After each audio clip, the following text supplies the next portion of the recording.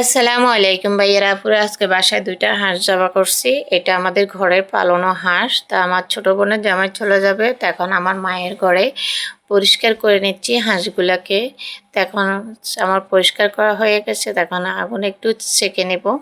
তা আসলে হাঁস কন মোরগ কন সবগুলো একটু ছেঁকে নিতে হয়। তা এখন ভালো করে ছেঁকে একটু কুটে নিচ্ছি, ছোট ছোট করে পিস করতে হবে। কেন, হাঁসের মাংস যতই ছোট ছোট করে পিস করে ভুনা করুন আপনার অনেক টেস্ট হয়।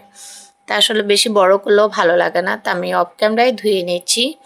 তা এখন আমি এখানে তার রান্নাটা চড়াচ্ছি, তার মাঝে দিয়ে একটু কথা বলি।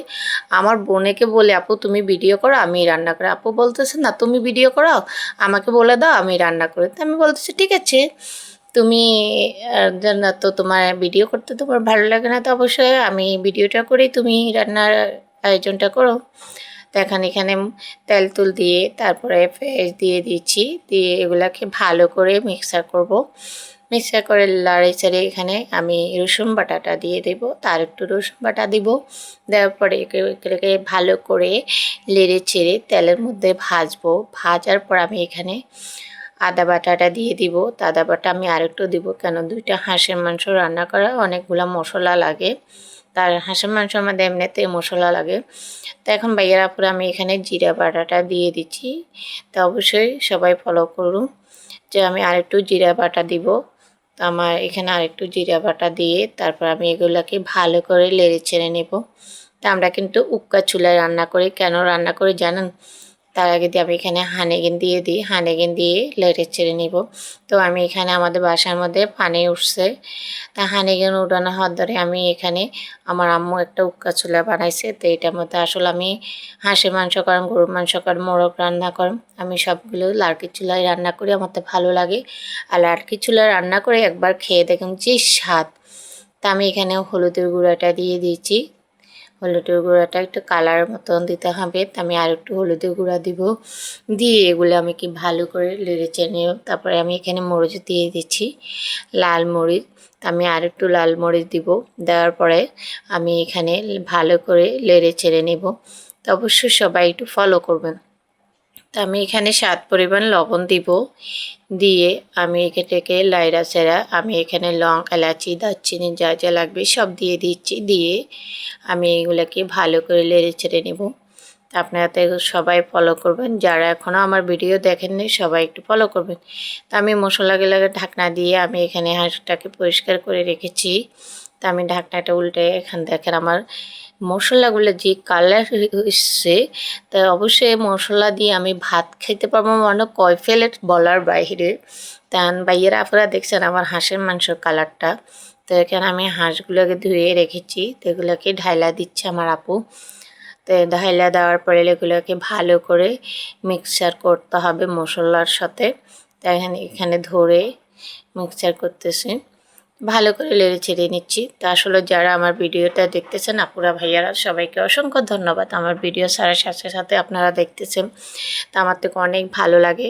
তো সবার কাছে অনুরোধ রইলো, যারা এখনও আমার ভিডিও দেখেননি সবাই একটু ফলো দিবেন, লাইক দিবেন, শেয়ার করে দিবেন। তো এখন আমার দেখছেন হাঁসের মাংস যে আমি মশলাটার মধ্যে কষাইছি, আমার হাঁসের মাংসটা কিন্তু সিদ্ধ হয়ে গেছে। তো অবশ্যই সবাই আমার মতন রান্না করার চেষ্টা করবেন। তো আমি এখানে কষানোর পর হানিগিন দিয়ে দিই, হানিগিন দেওয়ার পরে আমি এটাকে ভালো করে নেড়ে ছেড়ে তারপরে আমি ঢাকনাটা দিয়ে দিব। তো এখন ভাইয়েরা আপুরা দেখছে আমার হাঁসের মাংস হয়ে গেছে। তা আমার হাঁসের মাংসর তরকারিটা কীরকম হয়েছে সবাই একটু কমেন্টে জানাবেন। আর সবাই রান্না করে ভাষায় আমি কিভাবে রান্না করছি আপনারা এভাবে রান্না করে খেয়ে দেখুন, অনেক মজা হবে।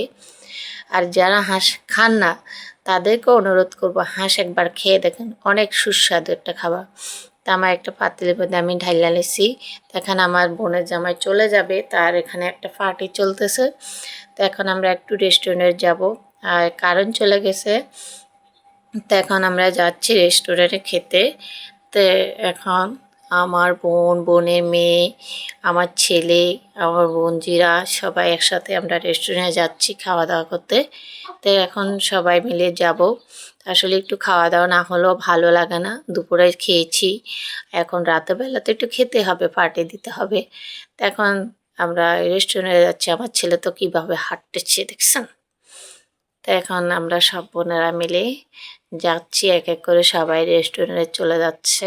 আর রেস্টুরেন্টটা আমাদের বাসার সামনে ফুটলাইন, তো এই জন্য চলে আসতে 5 মিনিটও লাগে না। তো আমরা এখন ফুটলাইনে উঠে যাব। ফুটলাইন কিন্তু রেস্টুরেন্টের নাম, তো ওটার নাম ফুটলাইন। এটা আপনারা আসতে পারেন সবাই, এসে একবার খেয়ে দেখুন, ভালো লাগবে। এটা নোয়াখালী রেস্টুরেন্ট, অবশ্যই আপনারা একবার এসে টেস্ট করে যান। তো এখন সবাই ঢুকতেছে, আমার বোনও ভিডিও করতেছে, আমার ছেলে তাকাচ্ছে চিকেন দিকে। তো আমার ছেলে লোভ সামলাতে পারে না, কিন্তু খায় না, কিন্তু তারপরে একটু হলেও তো খায়। আচ্ছা যাক, এখন আমি ভিতরে ঢুকতেছি, তো আপনাদেরকে দেখাই এক এক করে সব কিছু।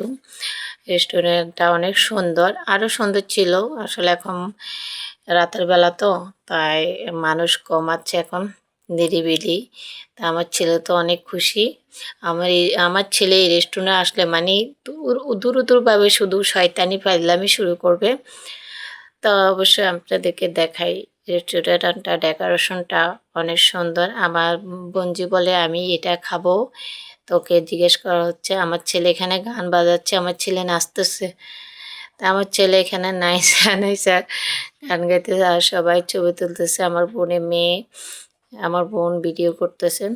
তো এখন ভাইয়ারা আপুরা যদি আমার ভিডিওটা আপনাদের কাছে ভালো লাগে তো অবশ্যই লাইক কমেন্ট করে শেয়ার করে দিবেন। আল্লাহ হাফেজ, আসসালাম।